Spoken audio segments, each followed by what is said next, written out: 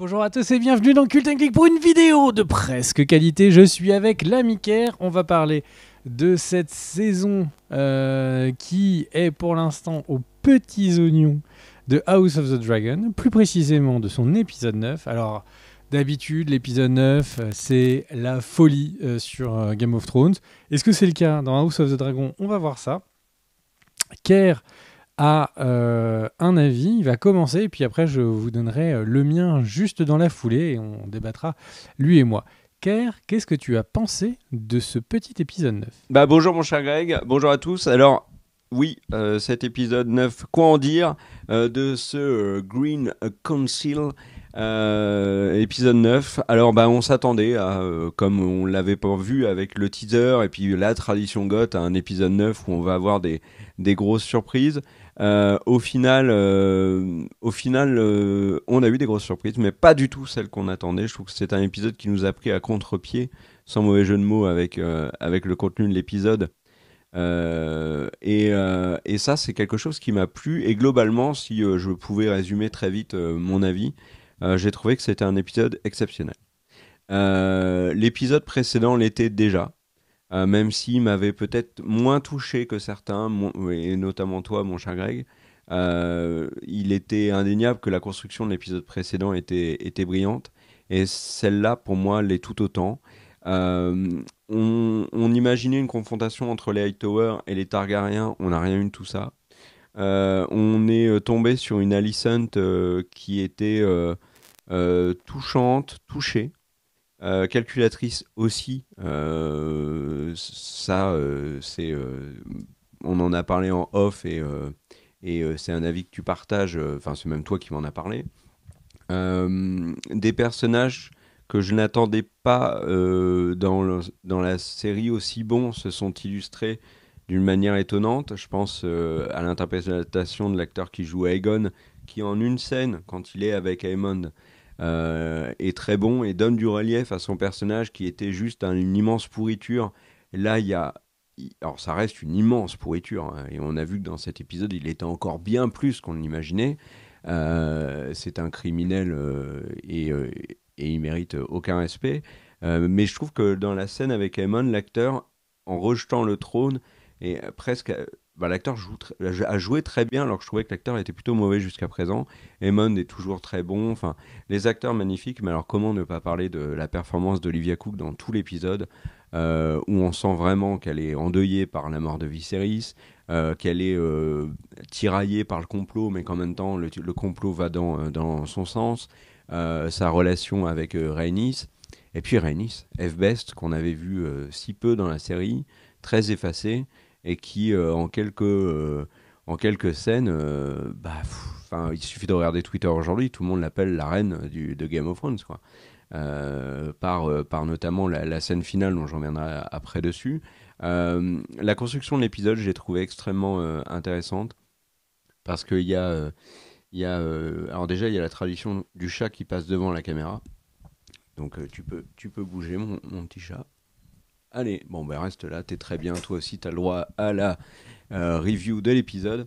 Et alors le truc c'est que le début de l'épisode, la première partie sur l'annonce de la mort du roi, le fait que tout de suite les Hightower mettent en place leur complot dont Alicent n'était pas au courant, qu'ils arrêtent tout le monde, on sent qu'il y a une montée en tension qui est énorme, et on se dit, ok, donc là il va se passer tel ou tel truc, ça va se retourner contre Rhaenyra, etc. Et là, pouf, l'épisode prend une autre direction qu'on n'avait pas vu venir, c'est Aegon a disparu, il faut le chercher.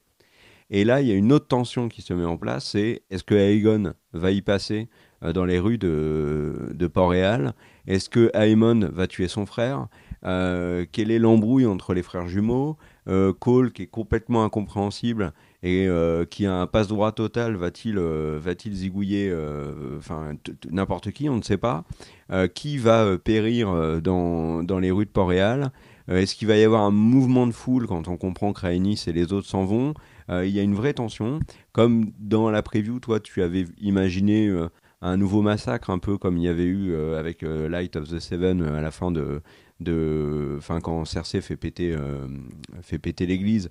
Il y a quand même cette tension qui est là. Tu te dis, sauf qu'en fait, c'est pour le sacre. Et la dernière partie, c'est Rhaenys. Rhaenys qui sort avec son dragon. Et c'est une des scènes les plus ouf que j'ai vues dans GOT. Elle est déjà iconique, je pense. Le plan de Rhaenys qui domine tout le monde dans l'ombre et qui avance avec ce dragon qui hurle sur tout le monde. Moi, ça m'a pris au trip. Je me suis dit, waouh, quelle scène! Quelle scène avec cette remarque que tout le monde s'est fait, c'est mais pourquoi est-ce qu'elle boule pas tout le monde, histoire que la série soit terminée et que on regarde la prochaine saison de The Walking Dead. C'est peut-être pas ce que tout le monde s'est dit, hein, je suis d'accord.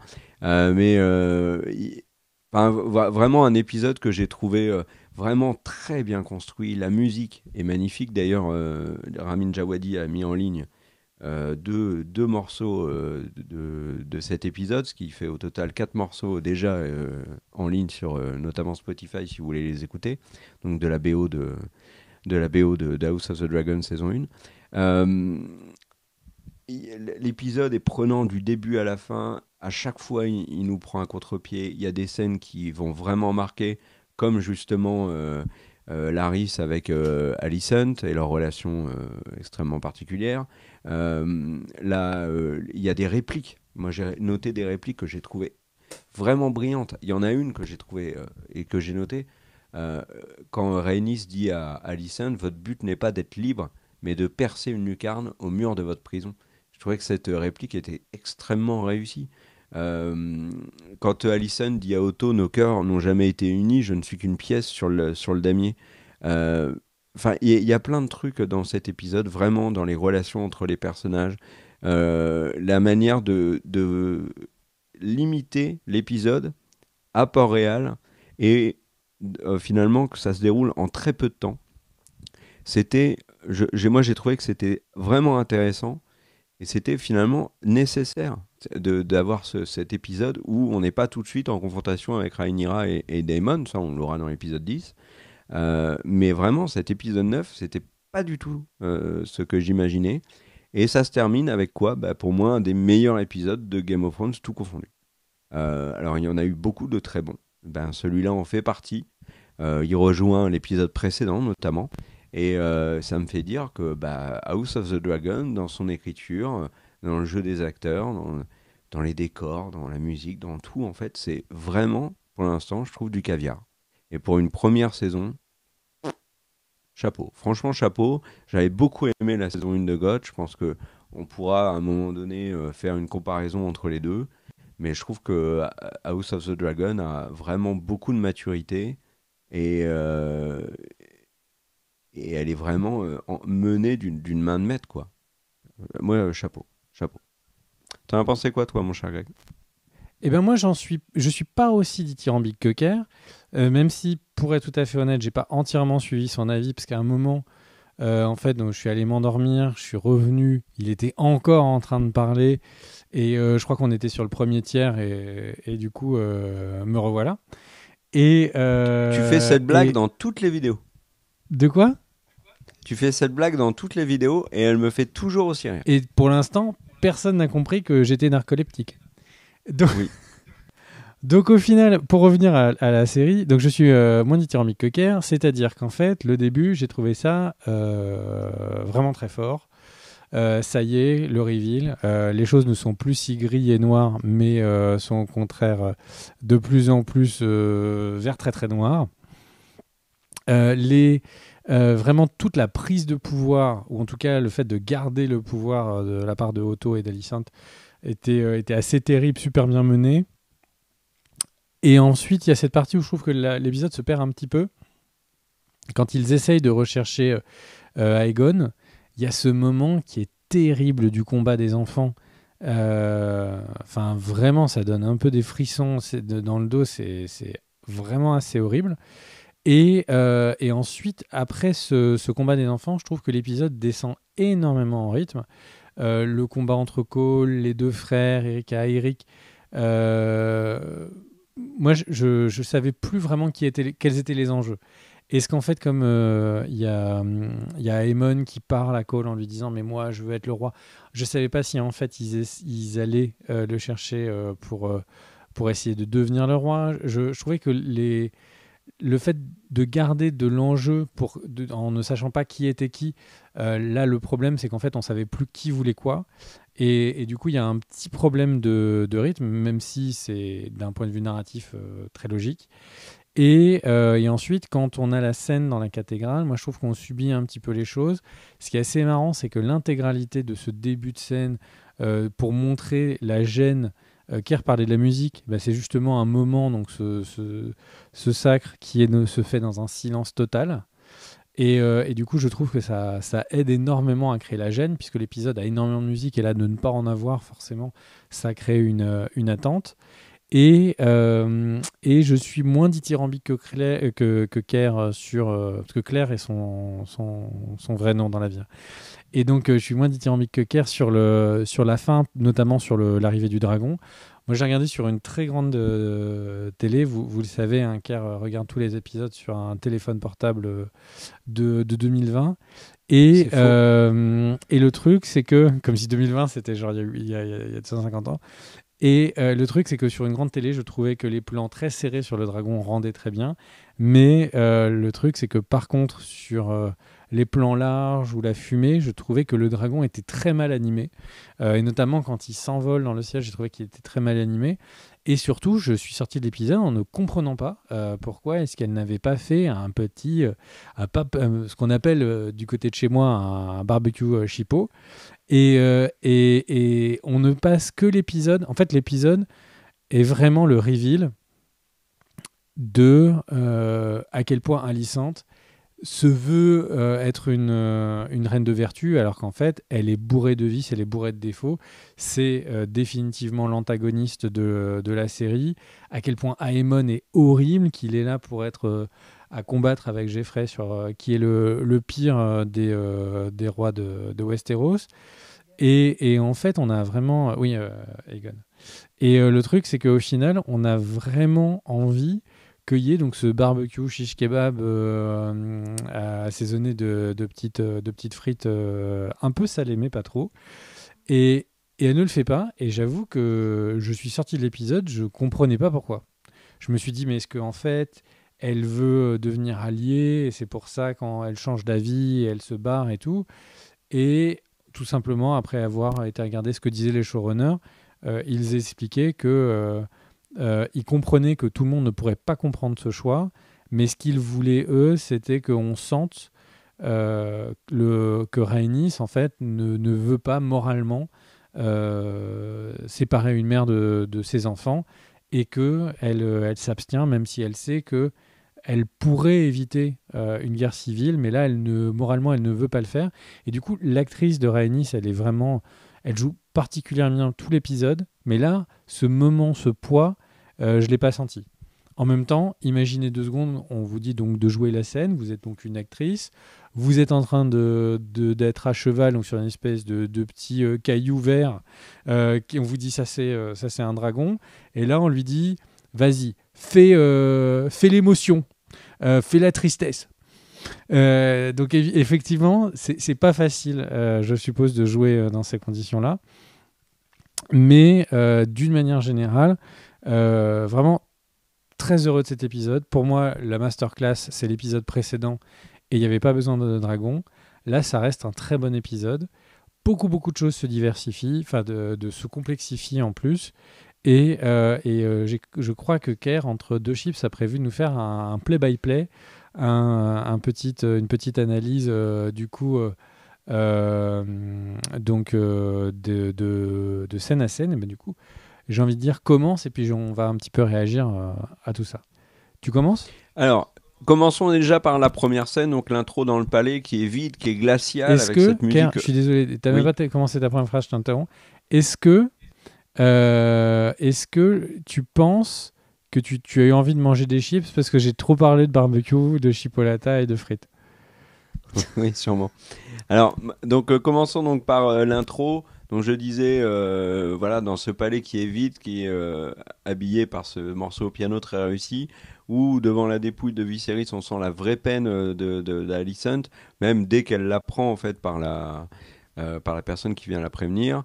On sent aussi une peine qui a l'air sincère chez Otto, alors, beaucoup moins, mais une peine, avec un retour immédiatement dans le récit du fameux quiproquo de Viserys qui ne parle pas du tout à Alicent et qui répond plutôt à Rhaenyra mais en décalé. Et du coup, Alicent croit que quand elle parle d'Aegon, elle parle bien de son taré de fils. Donc voilà, le quiproquo est présent. Alors, il y a beaucoup de gens qui ont un peu hurlé dessus parce que du coup, ça essaye de donner une justification à la guerre qui va suivre, alors que c'est pas dans les bouquins. Bon, je conçois que ça puisse agacer. Ensuite, on a la scène du conseil qui est très étonnante parce que on découvre que le complot se préparait dans le dos d'Alicent. Je me permets de réagir du coup, Ker, Oui, à ces deux points. Le premier, c'est que j'ai revu donc l'épisode précédent et au regard de cet épisode. Et en fait, je trouve plus clair que à la première lecture, le quiproquo, c'est Alicent qui fait exprès de pas comprendre. Parce que oui, je en pense. gros, pendant le moment où en fait Viserys délire, il dit vraiment des trucs qui sont délirants. Il confond le futur, le passé, le présent. Il lui Tu veux dit, dire qu'il conjugue mal ses phrases? Il dit je mangerai hier matin. et donc du coup le truc c'est que en fait il confond tout. Il est complètement dans le vague. Il lui dit toi. Après il lui parle de comme si elle était Aegon, etc. Et autant l'épisode précédent on se dit bon, elle a envie, elle se dit peut-être que c'est son fils et c'est débile comme quiproquo. Autant en fait à la lumière de cet épisode et au fait qu'Alicent est loin d'être bien intentionnée, je trouve qu'il est beaucoup plus clair, en tout cas il est beaucoup plus clair pour moi, que elle fait exprès de prendre la moindre petite bribe de choses pour s'auto-justifier. Et on sent que l'auto-justification est vraiment une mécanique très importante d'Alicent. Elle a besoin d'avoir l'impression qu'on l'a obligée, on l'a forcée, que elle est... que c'est le destin qui l'a mis à faire des trucs pas sympas, alors qu'au final, quand elle peut faire ce qu'elle veut, elle fait pareil. Mais ça, on va le voir après. Je trouve qu'il y a des scènes qui sont assez claires sur ces dessins. Ok. Alors revenons au conseil. Donc je disais le complot qui se préparait sans Alicent, ça on est d'accord, c'est clairement dit. Moi j'ai été heurté par l'absence totale de transition entre eux, et ça va être d'ailleurs l'élément fort de la première partie de l'épisode.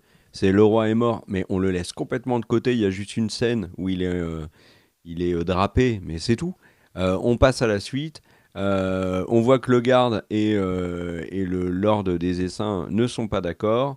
Cole, il zigouille le lord des Essaims de son propre chef. Personne ne dit rien. Donc, comme tu me le disais en off, ça veut dire que globalement, ils acceptent l'acte de Cole, qui alors lui a une immunité, mais c'est même plus présidentiel, c'est encore plus. Le mec, il menace son Lord Commander, il n'y a pas de problème. On découvre que tout le conseil complotait et prévoyait la mort de Rhaenyra, sauf Alicent qui est quand même très en colère contre les projets. Moi, je la trouve sincère à ce moment-là, même si je pense, et je rejoins ce que tu disais, que découvrir cela l'arrange bien, finalement, c'est une bonne surprise. C'est-à-dire que ce sont les autres qui ont fait le sale boulot, elle n'était pas au courant, mais ça arrange peut-être ses plans, on va dire. Même si je pense que dans l'analyse que tu fais des mauvaises intentions d'Alicent, elle garde à l'esprit la remarque qu'avait fait Otto de soit c'est Rhaenyra, soit ce sont tes enfants. Et je pense que c'est aussi une des raisons qui motive le choix d'Alicent. On remarque tout de suite dans la foulée qu'ils arrêtent tous les fidèles Attends, avant que potentiels tu de passes à la scène Rhaenyra. suivante, je veux réagir. Oui, oui. Déjà, un petit élément qu'on n'avait pas noté sur l'épisode précédent, c'est que donc Alicent, encore une fois, hein, qu'on marque, là, elle a carrément la croix des sept, etc. Donc, qui veut montrer à tout le monde qu'elle est particulièrement pieuse. En gros, dans Elle a un tatouage aussi. l'épisode précédent, dans le conseil, il y avait une proposition de financer un acte religieux, des festivités religieuses, et elle avait refusé en balayant le truc en 20 secondes. Et sur le coup, ça n'avait pas marqué, mais les showrunners sont revenus sur ça, et visiblement c'était pour faire comprendre que, bien tout simplement, Alicent, en fait la religion c'est qu'une façade et qu'elle en a en vrai rien à foutre. Si on revient sur cette scène, moi je trouve que cette scène elle est assez glaçante, parce qu'il faut bien imaginer que le roi est encore à peine tiède, et là c'est vraiment les corbeaux qui viennent tout de suite essayer de se répartir le royaume, etc. Enfin, vraiment, ils ont fait exprès de nous montrer ce qu'il pouvait y avoir de pire, alors que le roi vient juste de décéder. Il y a aucun débat, c'est tout de suite machin et machin doivent être mariés. Et on sent à quel point Viserys, en fait, a accepté d'être dans un panier de crabes, d'avoir ramené comme ça des couleuvres chez lui. Et cette scène, je trouve, elle montre, et encore une fois, il va y avoir un crescendo sur Alicent, mais elle montre que ça fait plusieurs épisodes qu'on montre les défauts de Daemon. Ça fait plein d'épisodes qu'on montre les défauts de Daemon. Ça fait plusieurs épisodes qu'on montre les défauts de Rhaenyra. Elle a menti à son ami. Elle veut se séparer de son mari pour pouvoir être avec Daemon, etc. Donc en gros, on a vu et on a développé les défauts de Rhaenyra qui auraient pu être facilement comme ça j'allais dire le jeune premier, donc en tout cas la jeune première de la série, parfaite, etc. Un petit peu la Jon Snow de ce spin-off. Et en fait, là, reveal, ça y est, c'est clair que y a toutes les personnes qu'on voyait, tous les Hightower, tous ceux qui soutiennent les Hightower, en vrai, c'est tous des FDP. Le truc, c'est que Cole est un pur et simple assassin. Quoi, Kerr ? Des frais de port. Oui, exactement. Mais qui sont gratuits si tu prends le Prime. Oui. Et le truc, c'est que au final, donc Cole est un assassin pur et dur. Lui qui avait dit moi qui veux je serai prêt à partir parce que mes vœux, je n'ai que mon manteau sur les. Ok, c'est complètement du pipeau. Non seulement c'est un assassin, mais en plus il pointe son arme sur son Lord Commander. Accessoirement, vous remarquerez le jeu d'acteur qui pointe son épée comme si c'était un flingue et qu'il était dans la Ticar, et qui est comme ça, il est dans le ghetto américain, quoi. Il tient son épée, c'est vraiment un Magnum 857. Je pense que le mec en face, il avance pas quand même quand c'est comme ça. Mais moi, je pense que son goût du sang lui colle à la peau, vraiment. C'est dommage. C'est dommage qu'il y avait un jeu de mots, parce qu'en fait, la remarque était intéressante. Et du coup, le truc, c'est que... Bon, Otto, clairement, il est horrible, on le voit. Et encore une fois, cet épisode va développer à quel point il essaye de dire c'est pour le royaume, mais on a tous compris que c'est plutôt pour Otto que pour le royaume. Et Alicent, qui encore une fois fait l'effarouché, ne condamne pas Cole, ne dit pas, il vient de commettre un crime devant ses yeux, et elle ne dit rien, et elle lui donne l'immunité, et concrètement, enfin elle est aussi condamnable que Cole dans ce crime, quoi. Et le fait de laisser tout le monde conspirer, moi je trouve que c'est vraiment montrer le début que en fait Alicent elle est un petit peu plein de vent. Mais on va en revenir parce qu'Alicent c'est de pire en pire. Vas-y mon cher K. Donc je disais que dans la scène suivante, ils arrêtent tous les fidèles donc de Rhaenyra et notamment la dame de la marque alias Rhaenys. Pas de la manière dont on l'avait envisagé avec le teaser. Donc Rhaenys il ferme juste à clé et les autres qui les mettent de côté. On comprend pourquoi. C'est pas pour les tuer, c'est pour contrôler l'information et surtout permettre de mettre Aegon sur le trône avant qu'il y ait une réplique. Donc concrètement, là l'enjeu c'est que Aegon soit sacré tout de suite devant la population, en plus pour qu'il y ait un maximum de témoins, d'où la scène qu'on verra plus tard. Comme ça, Rhaenyra, elle pourra arriver, il y aura déjà, si elle se prétend reine, il y aura 2 rois. Enfin, une reine et un roi. Donc on comprend vraiment la stratégie d'Hightower, elle est bien amenée. Ils mettent en avant énormément Eric et son frère, qui n'avaient pas été mis en avant autant que ça, d'où mon incompréhension là, dans l'épisode précédent. Ça c'est un élément qui est expliqué dans les bouquins, mais pas dans l'épisode où moi j'avais vu Alicent qui demandait, mais elle se trompe de nom, elle dit, moi je croyais qu'en fait elle confondait avec Cole, qui était avant son garde. En fait non, elle confondait avec le frère jumeau. Et on a donc, on rentre dans cette scène qui est cette phase de l'épisode qui est étonnante. Alors, toi qui t'as pas plu, moi qui m'a beaucoup plu parce qu'en fait elle nous amène sur un chemin que j'imaginais pas, qui est la recherche de d'Aegon, qui a un double intérêt. Alors outre le fait de créer les tensions que j'ai évoquées précédemment sur quel va être le sort d'Aegon, parce qu'on sent qu'Aemon a envie de lui faire la peau et que Cole il est plutôt du côté d'Aemond. L'autre truc, c'est de montrer la face absolument diabolique du futur roi. Puisqu'en fait, là, on est en train de vouloir mettre sur le trône un mec qui, dans l'épisode précédent, a violé une femme. Là, a des bâtards partout, et des bâtards qui sont enchaînés.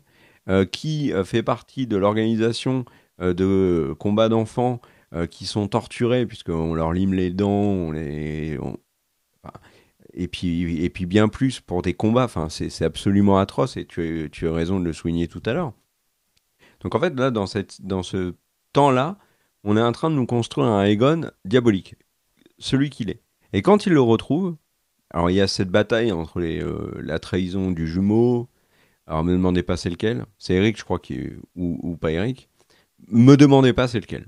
Et cette bataille avec Cole, qui en effet manque peut-être un peu de pêche, et On te l'a Aemond, mis à l'image, mais pour que tu te surtout il y a rappelles. ce moment qui moi m'a marqué où Aegon se tourne vers Aemond et lui dit pitié, laisse-moi m'en aller, moi j'ai pas envie d'être roi.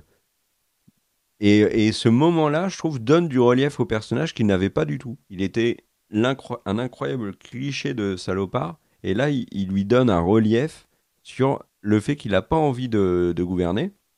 Ce qui est d'autant plus dommage qu'à la fin, quand il brandit l'épée, ils enlèvent tout ce relief, et ça devient juste l'archétype de l'immense monstre qui prend le pouvoir et qui est en train de montrer son épée à la Geoffrey Baratheon. Donc mais ce passage-là, j'ai trouvé réussi. Il y a aussi le fait qu'ils interrogent les vassaux pour savoir s'ils plient le genou ou pas. C'est clairement une prise de pouvoir par la terreur, mais avec nuance. C'est-à-dire que, par exemple, il y en a 3 qui refusent.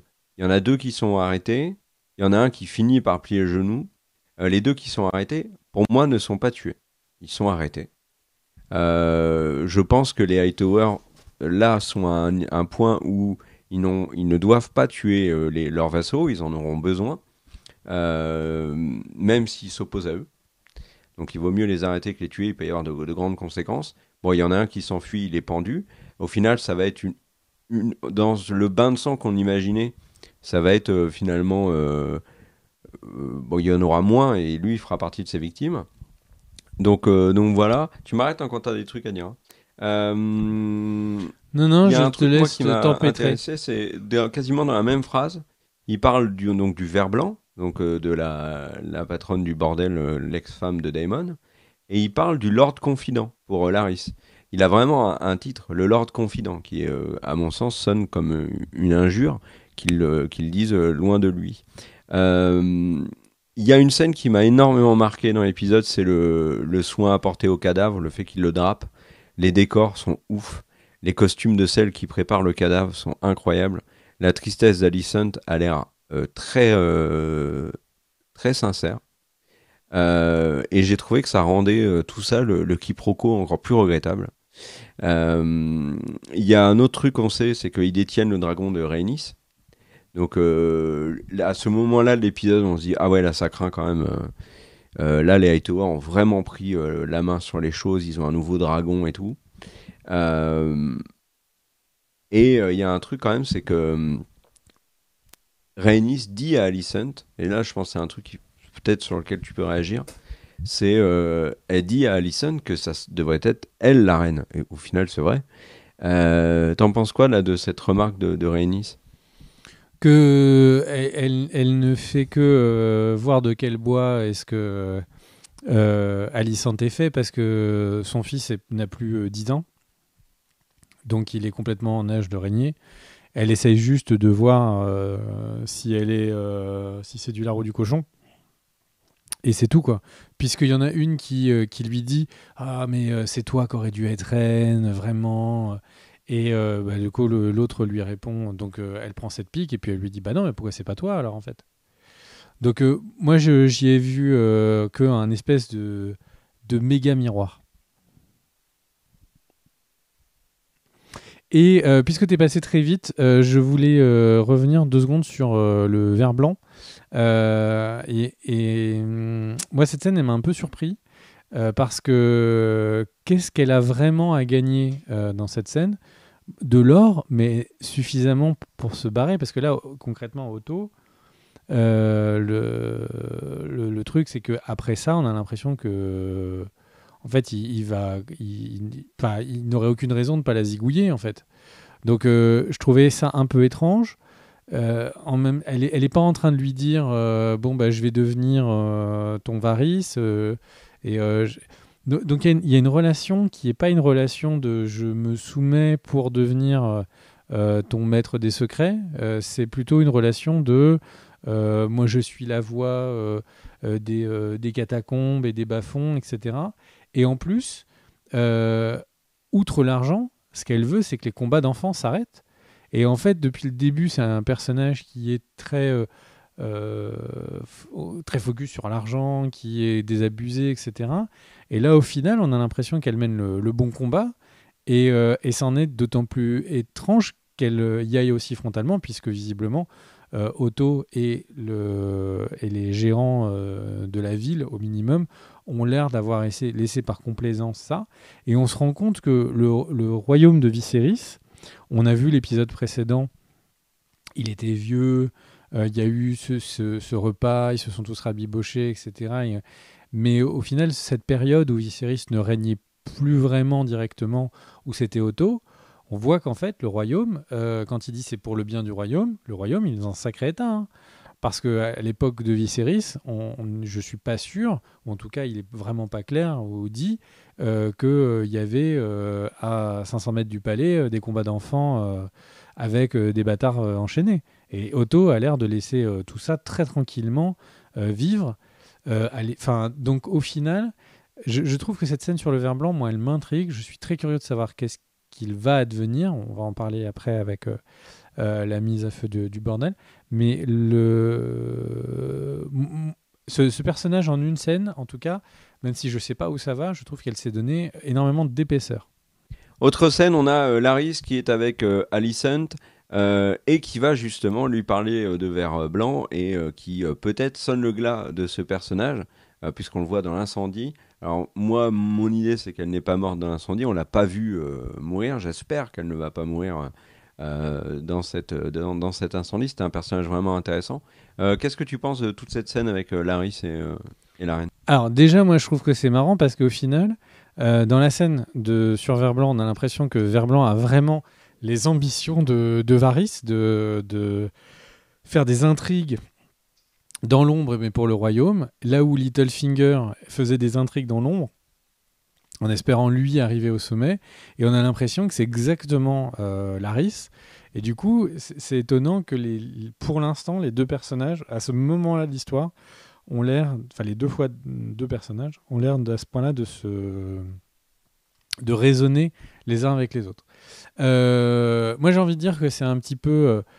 certains pourraient dire c'est le clou dans le tiroir à chaussettes en parlant de cette scène de Alicent, parce que en fait, très concrètement, là, c'est une scène, voilà, Larys est fétichiste et il échange des infos comme ça, mais par contre, Alicent, enfin il est assez délire. Et de toutes les manières, 3 épisodes avant, je sais pas combien, on avait vu cramer sa famille, donc tu te dis, tout est possible. Mais par contre, Alicent, cette scène, c'est clairement pas la première fois qu'ils le font. Et depuis le début, Alicent joue à la femme parfaite qui a été fidèle à Viserys toute l'histoire, pendant toute son histoire, etc.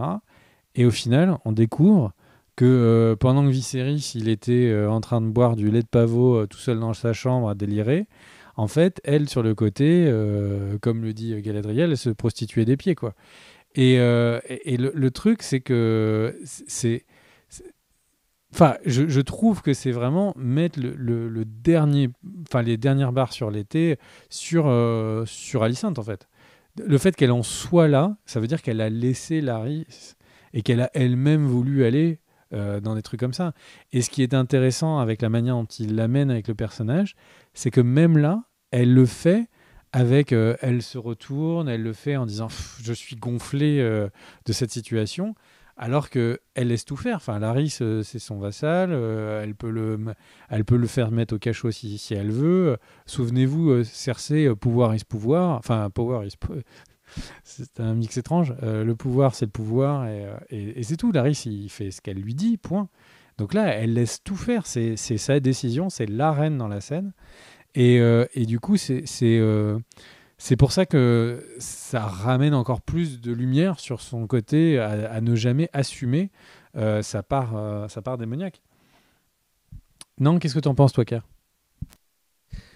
Oui. Après, et moi, il y a un truc surtout qui m'a marqué quand tu regardes finalement ce qui arrive à la décision que prend Alicent avec Larys, donc de tuer Vert-Blanc, avec la scène d'avant où t'as Otto qui négocie avec elle.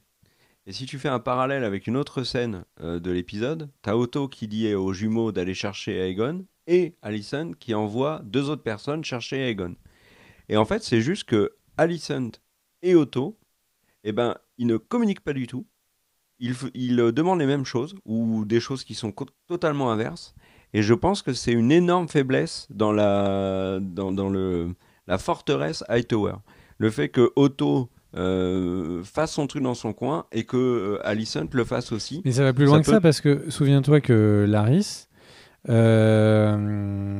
lui dit que son père Otto est au courant de Weyhaemon parce qu'il a un réseau d'espions et qui pourrait s'occuper de démanteler le réseau d'espions.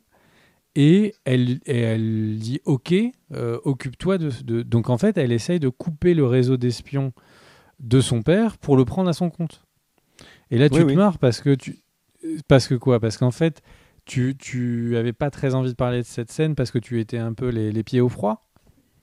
Non, mais c'est juste que je me dis qu'en fait, avec Mets tout tes pieds ça, à et au côté de moi au final, coin du feu, je vais te les sans, réchauffer. sans, sans vert blanc dans le jeu, je trouve que Larys devient de plus en plus une pointure. Mais bon. Le le truc, c'est passons à la suite et au fait qu'un des jumeaux, Eric, fasse évader Rhaenys. Donc lui, très clairement, il a plus de morale que son frère. Il fait évader Rhaenys. Truc à noter, c'est qu'il fait évader également tous les autres qui avaient été arrêtés au début, puisqu'on les revoit au moment où il y a le mouvement de foule, on les revoit derrière Rhaenys. Il y a ce mouvement de foule qui est un petit peu incompréhensible, puis tout d'un coup on comprend que c'est en fait pour le sacre d'Aegon, euh, qui, moi, c'est voilà, dans les notes que j'avais pris sur le truc, je le trouve l'acteur, je le trouvais très bon dans sa manière de montrer son désespoir. Et je le voyais même en anti-Geoffrey. Et comme je le dis, donc à la fin du sacre, c'est plus du tout ça, parce qu'il kiffe en fait le fait d'être sacré.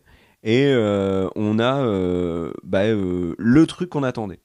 Et c'est là où je trouve que l'épisode est très fort. C'est-à-dire que dans cet épisode 9, on attendait une prise de pouvoir des Hightower qui fracasse les Targaryens. Globalement, Hightower, Targaryen, vous avez compris, même si dans les Hightower, il y a des Targaryens.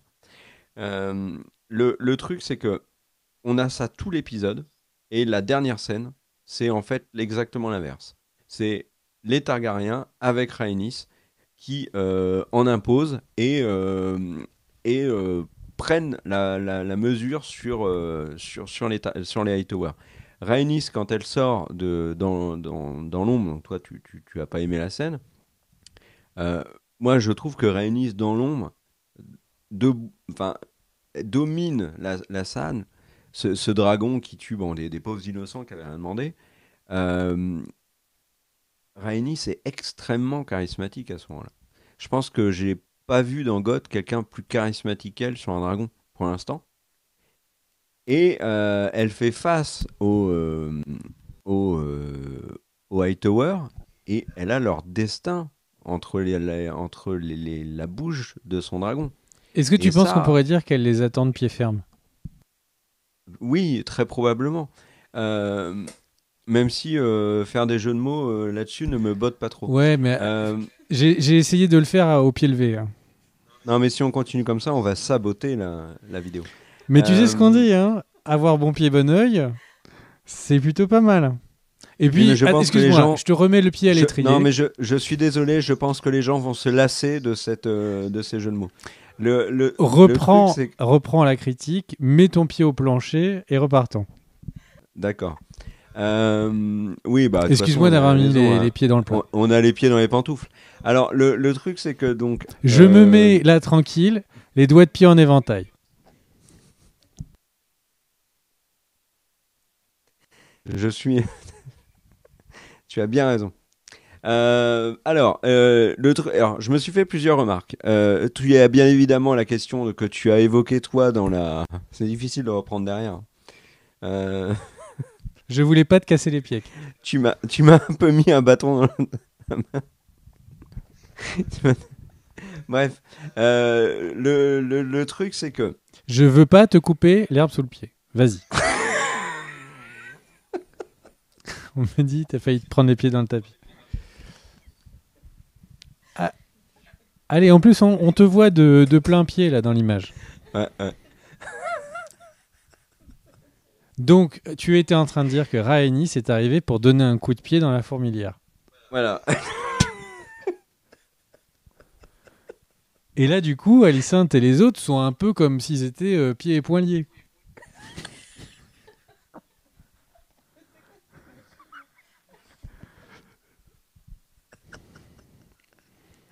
Ker, continue Alors, parce que les gens vont avoir l'impression, si, oui, oui, donc si je suis le seul à parler, il y qu'on a, n'est pas y a sur une un pied question que tu as d'égalité. déjà abordée, c'est pourquoi est-ce qu'elle ne tue pas Alicent.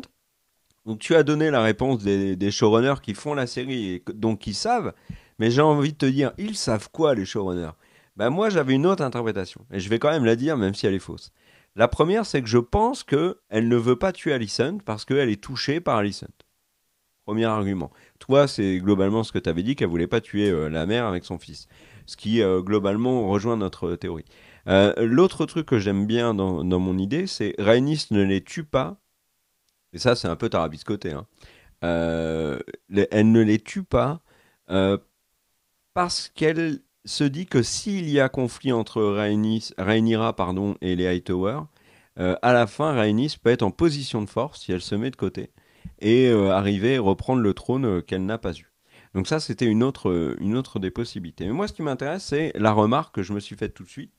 C'est il y a Rhaenys qui est sur son dragon, elle fait face à la reine et au roi. Il y a des gardes, il y a Cole et tout. Cole, c'est le premier à dégainer son arme, même s'il la tient très mal. Mais justement, s'il la tient comme ça, pourquoi n'a-t-il pas lancé son épée en plein dans Rhaenys? Pourquoi est-ce qu'il n'y a pas un mec Il la dans la met sur un foule, un piédestal. garde? Voilà, il n'y a pas un garde qui lui a balancé une flèche. Et moi, j'ai la réponse qui est évidente. C'est vraiment dur hein, de faire le. En plus, là, je dis quelque chose de pertinent. Là, concrètement, je pense juste qu'ils ont été pétrifiés par la situation. Ça, c'est le premier point. Mais surtout, s'il y en avait un parmi tout cela qui avait la possibilité de shooter Rhaenys, il ne l'a pas fait pour une simple bonne raison, c'est que là, Rhaenys avait leur destin entre ses mains. Si Rhaenys était morte, c'était fini. Le dragon, là, il faisait un barbecue géant. Il aurait pété un boulon et il aurait tué absolument tout le monde. Alors, tu vas me dire, et Et tu il l'as serait dit les au parties les pieds téléphone, devant. et tu l'as dit au téléphone, tu m'as dit oui, alors peut-être qu'il se serait envolé pour aller brûler le trône de fer hyper vénère, peut-être. Mais dans les faits, moi je pense qu'il aurait juste zigouillé tous ceux qui étaient devant lui. Et voilà. Donc là où je trouve que la scène est vraiment symboliquement très forte, c'est qu'on a tout l'épisode des Hightower qui prennent le pouvoir, et à la fin, un dragon, une Targaryen dessus, et vas-y que tous les Hightower, ils finissent l'épisode en mode minable, avec elle qui s'en va. Et on le sait, si vous avez vu le teaser, retrouver Daemon et Rhaenyra. Donc voilà, moi, la force de la scène, le retournement de situation fait vraiment que c'est pour moi, très clairement déjà, elle fait partie des scènes les plus iconiques de GOT. Vraiment. Et en plus, il y a une super musique qui l'accompagne. Donc, Bah, je suis pas T'es en d'accord. train de jouer à Candy Crush sur ton téléphone? Moi, je suis pas d'accord avec toi. Bon, l'épisode m'a plu, tout ça, il y a pas de problème. Mais bon, sur cette dernière scène, comme j'ai déjà dit, je trouve que le dragon est pas égal. Quand il est quand il est proche, le plan est dingue. Et dès qu'on est un peu loin, dès qu'il est dans l'ombre, je trouve qu'il est vraiment mal animé. Le pire, c'est quand il est dans le ciel. Mais de la même manière que Mais j'avais t'as pas pas été pris au compris. trip par cette scène? Pardon? T'as pas été pris au trip par cette scène. Tu t'es juste dit, le dragon il est moche. Bah, en fait, le truc, c'est que oui, mais je me suis dit, mais où ça va, où ça va, où ça va? Et en fait, de la même manière que. Et donc, c'est pour ça que je veux rester sur une note positive. L'épisode précédent, je me suis dit, mais le quiproquo, il est pas possible, c'est trop idiot. Et au final, l'épisode d'après nous fait comprendre que non, c'est Alicente qui va chercher le quiproquo, que ça se trouve, elle va au chevet du roi en lui donnant du lait de pavot tous les jours depuis des dizaines d'années, en attendant le moment où il va dire un truc qu'elle pourrait interpréter comme elle a envie. Et le truc, c'est que là, Rhaenys qui ne les crame pas, alors qu'elle sait que les siens, ses petites filles, vont être en train de faire du combat de dragon à dragon, que ces terres vont potentiellement y passer, enfin, que là, elle décide pas de dire Dracarys parce que c'est une mère, etc., alors qu'elle va devoir faire la même chose dans 2 épisodes ou dans un épisode, j'en sais Mais rien. Je- enfin, j'ai trouvé que ça marchait pas très bien. alors, moi Mais j'ai une autre théorie, vas-y. si tu permets. On est d'accord que le dragon de Rhaenys ne crache pas de feu dans cette scène-là. Eh ben, il est peut-être tout simplement victime, comme beaucoup de gens, de la pénurie de carburant. Ouais. Et ça, désolé, moi je pense que ça tient. Si, puisqu'on en est là, peut-être qu'il avait une angine, hein. Mais le truc, c'est que et c'est pour ça, tu vois, à un moment, il a l'air vraiment pas content. C'est peut-être il est Dans en Shrek, dragon en train de dire dans Shrek, sirop pour quand la le toux, dragon tu vois, tousse, et, il ne fait pas de feu. Donc au Elle final, fait... cette scène, moi, j'avoue que j'ai trouvé que ça marchait pas. Je comprends les enjeux qu'ils ont voulu détailler, mais je les ai pas ressentis. Et vraiment, ils me les auraient pas expliqués, j'aurais pas compris pourquoi est-ce que elle serait partie comme ça en faisant rien. Voilà. Et le fait qu'elle soit au conflit l'épisode d'après, ou en tout cas les jours d'après, fait que je l'ai pas compris. Et définitivement, en fait, là, à cette fin d'épisode, en vrai, t'as qu'une envie, c'est que les Hightower ils crament. C'est vraiment marrant parce que, enfin, c'est vraiment marrant. C'est pas marrant que des gens crament, mais le truc c'est que l'épisode te retire tous les doutes qu'on pourrait avoir sur eux. Et à la fin, quand on est au moment à la gote où tu te dis, ok, c'est l'épisode 9, il va y avoir un des personnages qui vont disparaître, et là, ceux-là ne disparaissent pas, et il y a un petit peu, quelque part, l'impression que c'est pour faire durer les épisodes et la série, parce que du coup, il n'y a pas de Bah rébellion, en oui. fait. Après, si Mais elle avait bon, cramé tous les l'épisode est Hightower, très la série bien. était terminée. Quoi? Si elle avait cramé tous les Hightower, la série était terminée. Maintenant, bon, alors bien évidemment, on n'a pas lu les bouquins, donc tous ceux qui vont lire, qui vont m'écouter vont exploser d'air. Mais imagine un scénario qui aurait pu être dingue. Refaisons l'histoire. Euh, Rhaenys sort avec son dragon, tue tout le monde. Elle brûle tous les Hightower, il n'y a plus de Hightower. Elle prend le pouvoir. Et la suite de la série, c'est une guerre entre Rhaenys et Rhaenyra Daemon. Et en fait, toute la saison a construit le truc sur les Hightower qui veulent prendre le pouvoir. Et en une scène, ils sont tous balayés d'un revers de main par un personnage qu'on a sous-estimé toute la série. Bah, ça aurait été excellent. À voir après comment ils construisaient autour de ça. Mais là, pour le coup, on aurait eu un retournement de situation complètement dingue, bien plus que la mort de Ned Stark. Complètement. Viens, on le refait l'épisode. On demande un peu de cash à HBO et on refait. Bah, quand ils auront terminé le speed-off, ils vont en chercher d'autres à faire, hein. Tu as complètement ta place, hein. Et il pourrait faire un Game of Thrones What If. Et un épisode où Rhaenyra brûle tout le monde. C'est le moment de la vidéo où je me rends compte qu'on est allé trop Tu loin. sais, non mais Greg, Du attends, coup- attends. Non, non, non, Du coup, c'est attends. leur Non, mais voir. je suis sérieux. Parce que N'importe qui peut être Laquer, scénariste. On l'a il vu avec, part en vrille. on l'a vu avec The Ring of Power. Donc, pourquoi pas?